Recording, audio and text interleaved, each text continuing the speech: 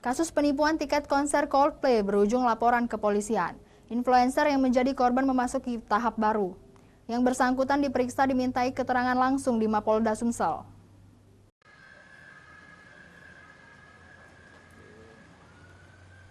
Dengan menggunakan topi hitam, kaos biru perpaduan jeans putih, korban penipuan jastip tiket konser Coldplay mendatangi Polda Sumatera Selatan.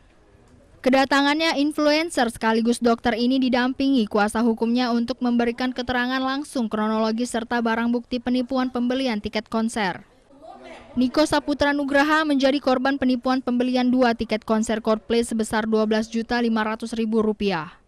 Melalui manajernya, korban melapor ke Sentra Pelayanan Kepolisian Terpadu Polda Sumatera Selatan 19 Mei kemarin.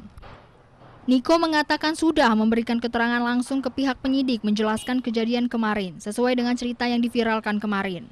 Terkait dengan terungkapnya penipuan jastip yang ditangkap Polda Metro Jaya kemarin, Niko menjelaskan itu pelaku yang berbeda dilihat dari modus penipuan. Jadi tadi kita udah memberikan keterangan dari pihak saya dan juga manajer serta kuasa hukum juga membantu untuk menjelaskan semua yang udah terjadi per tanggal 17 Mei kemarin.